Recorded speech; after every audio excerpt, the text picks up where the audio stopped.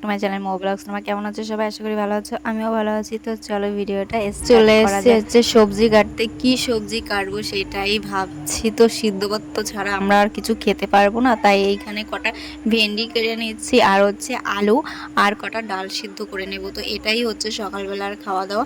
আর এইখানে দেখো পুচকুমা এসেছে, আর পুচকুমা কিন্তু বুঝতে পেরে গেছে ওর ভিডিও আমি বানাচ্ছি। আর দেখো উঠে ঠিক আমার কাছেই চলে আসবে, দেখেছো তো? মানে ওকে ওর ভিডিওটা আগে দেখাও, এটাই হচ্ছে ওর দোষ।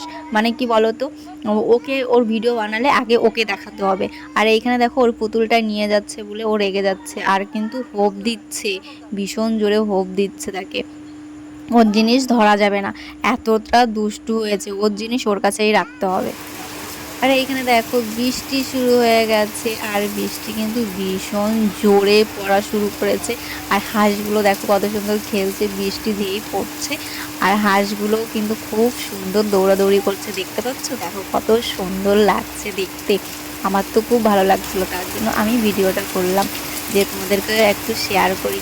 আর এইখানে আমি দাঁড়িয়ে আছি, তো দাঁড়িয়ে দাঁড়িয়েই দেখাচ্ছিলাম তোমাদেরকে। আমি ঘুমোতে গেছিলাম দুপুরবেলা খাওয়া দাওয়া করে, তারপরে এই জোর বৃষ্টি নামলো, তাই তোমাদেরকে একটু দেখালাম। আর এইখানে দেখো আমাকে ঠিক পাগলির মতন দেখা যাচ্ছে, তাই না? মাথা টাথা আঁচড়ানো নেই, কিছু না। কি করবো, মাথা তো আঁচড়াতেই পারবো না, তার জন্যই আমার এই অবস্থা। দেখছো আমি তোমাদেরকে ইশারায় বলছি। আর এইখানে চলো বৃষ্টিটা হচ্ছে, হতে দাও। আর এই দেখো এইখানে বাইরের ওয়েদারটা দেখো কত সুন্দর লাগছে। এটা হচ্ছে গ্রামের পরিবেশ, দেখলেই মনটা জুড়িয়ে যায়। জাস্ট ওয়াও, ভীষণ সুন্দর লাগে, ভীষণ সুন্দর। এত সুন্দর লাগে দেখতে, মানে ধারণা করা যায় না। আর যদি একটু মাঠে যাওয়া যায়, মাঠের পরিবেশটা তো আরও সুন্দর লাগে। কিন্তু কি করব, এখন তো মাঠে যেতে পারবো না, ঝিরিঝিরি বৃষ্টি পড়ছে। আমি ভাবলাম চলো বাড়ির থেকে বেরিয়ে একটু মাঠে, আমাদের বাড়ির পাশেই যে মাঠটা, সেই মাঠটাই যাই, আর গিয়ে একটু তোমাদের পরিবেশটা দেখাই যে বৃষ্টির ওয়েদারটা কত সুন্দর লাগে। তো এইখানে বৃষ্টি পড়ছিল আর আমি বাইরে দাঁড়িয়ে আছি। আর ওই দেখো রাস্তায় আমাদের ছোটু ছোটু দাঁড়িয়ে আছে। আর ও যেই দেখেছে একটু বৃষ্টি কমেছে আর বাড়ি থেকে বেরিয়ে পড়েছে। মানে কি বলতো, ওদের একটা বাহানা বৃষ্টিতে একটু ভেজা লাগবে। মানে বাচ্চা কাচ্চার এই একটাই বাহানা। আমরা যেরকম ছোটোবেলায় আগে বৃষ্টি হলেই বৃষ্টিতে নেমে যেতাম স্নান করতে, কিন্তু এখন তো আর বৃষ্টিতে স্নান করা যায় না। এখন বৃষ্টিতে স্নান করলেই শরীর খারাপ করবে। আর আগে দেখো আমরা বৃষ্টিতে কত স্নান করেছি, কিন্তু আমাদের জ্বরও হয়নি আর অত সর্দি কাশিও লাগেনি। কিন্তু এখন যদি আমরা বৃষ্টিতে স্নান করি, আমাদের জ্বর ঠান্ডা কাশি সব লেগেই থাকবে। আর এইখানে মুখের মধ্যে আমলকি নিয়ে এসেছি ঘরের থেকে বেরোনোর সময়। কালকের থেকে মাথা আঁচড়ানো হয়নি এখনও।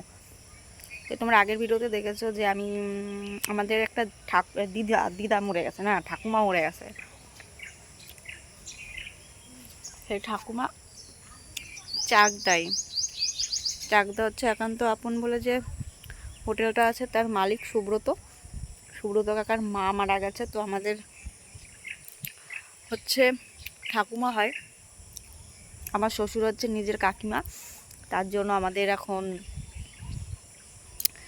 আছে, কি বলে ওইটাকে, তার জন্য এখন সব দেখো মাথা টাথা কিছু আচরণ নেই। তো চলো সবাই সঙ্গে আবার অনেক কথা বলছি।